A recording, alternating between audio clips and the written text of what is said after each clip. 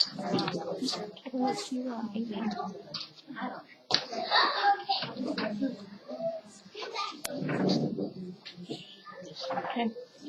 All right, ladies, I just want to say thank you all for coming today. We're going to give you all a little presentation on some Girl Scout things I've learned over the last about 10 to 15 years of doing Girl Scout cookies. Just some helpful hints to help you all get through the cookie season and everything else. Just a reminder, Girl Scout cookie season is around the corner. Here are some tips from the new parents, leaders, and cookie parents. Remember your dates. Cookie season starts January 22nd. It starts January 16th, and it's February 22nd this year. Cookie pickup is always prior to the 16th, so just make sure to check those emails because last year it's short and quick and we kind of do things really fast.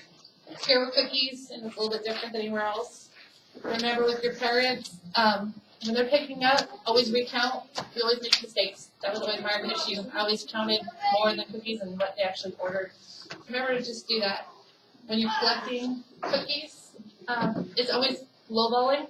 My suggestion is to get a low count at the very beginning of cookie season so that when you start turning money in halfway through and I made your little point, it's always easier to have that little bit of money due than at the end where you have to have a lot of money due.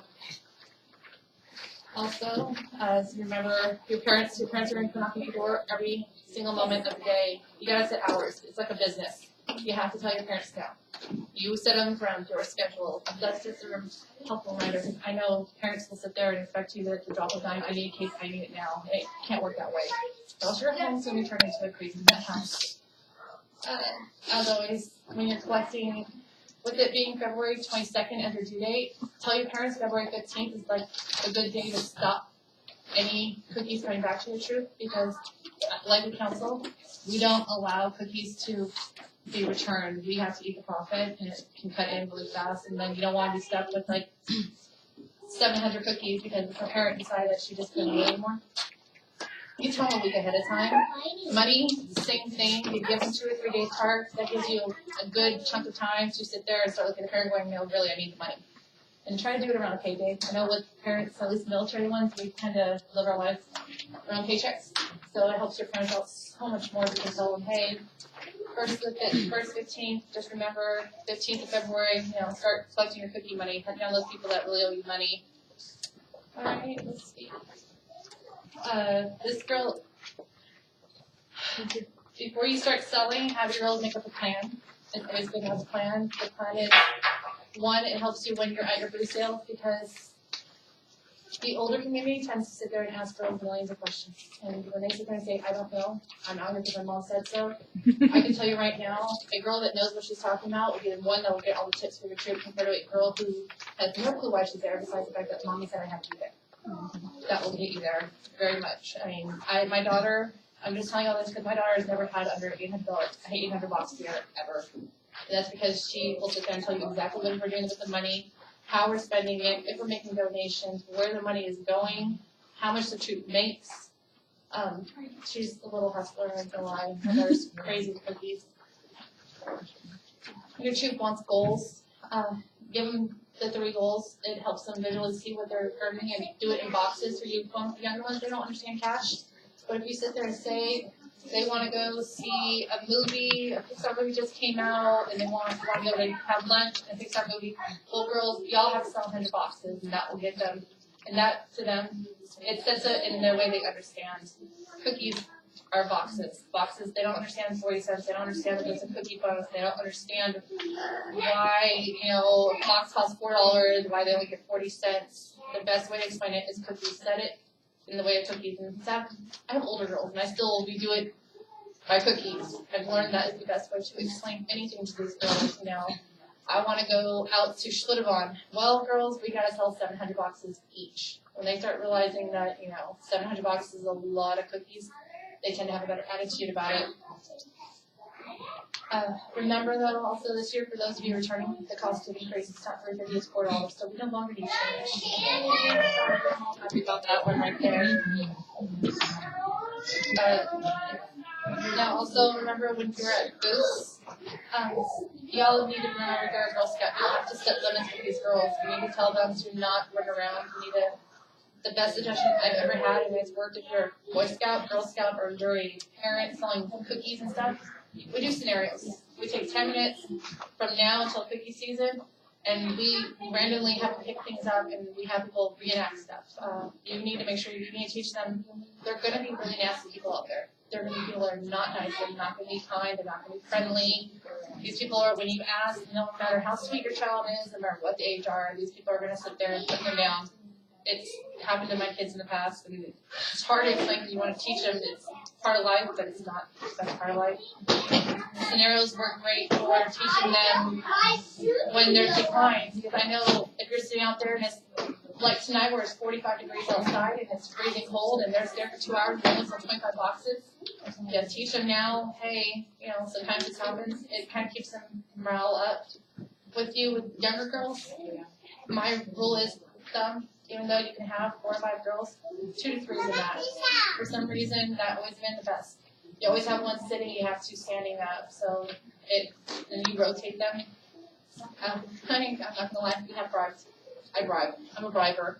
I reward my girls. No matter if they've sold 50 boxes, 200 boxes in one night, we reward. We take a meeting, we bring cupcakes in that next meeting, let the girls remind them they're doing a good job, because it is a hard thing to do, sell cookies. Also, parents, as much as it is, I've noticed over the years, the girls stop selling, we start. That is something y'all have to stop. That was the one thing, it was the hardest thing for me as a parent, because I'm like with my daughter going, look at that person. Yep, they have to be the one, because in the end, it's their business. With that being said, your display posters are great. With littler ones, if you make poster boards, you take some yarn. Y'all can make little signs that go over the front and back, so they don't have to hold it. We do that all the time. We punch holes and we make signs front and back, so they see it when they're coming out of the store and they see it when they're coming in. And then usually we make the signs with our goals. And as we reach those goals, we change the sign, so we go to the next level. We've done 3 levels. Like I said, we have we can reasonably make this 200 box level, 300, and the are you kidding me crazy level. My girls 1 year wanted to go to the big island group in Hawaii. So the girls literally made a sign that said Hilo or bust with a countdown to how many boxes they had to sell. And when the soldiers saw 6,000 boxes, and that number got smaller, they were more inclined to okay, help us girl get them out of here, because we were at every booth that they offered. You have to discipline your girls. Just take them off to the side. Because I see parents screaming at their kids because they're not paying attention or they're just being frustrated. That discourages people from coming to your table, because I wouldn't want them to somewhere where you see kids yelling.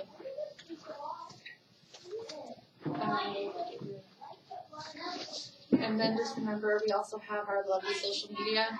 It's okay, as far as I'm concerned, to sit there and let them know where you're going to be. Kind of put out there, to your friends in the neighborhood, hey, have you had a Girl Scout come to your door? And then you find those little pockets of areas where Girl Scouts haven't hit. Those are the best places to walk. That's another way of finding out through social media. Facebook, put out there, I always throw out there, has a Girl Scout come to your house 3 or 4 weeks in? And you'll be surprised, even in this area, how, many girls have not gone to certain areas. We have brand new housing that has just gone up all over Killeen, and a lot of people don't go to it because they don't want to go to a place that only has 50 houses. Well, 50 houses, if you come by the box, that's 4 cases gone. And then just another reminder when y'all are walking, to send the girls in groups of 2.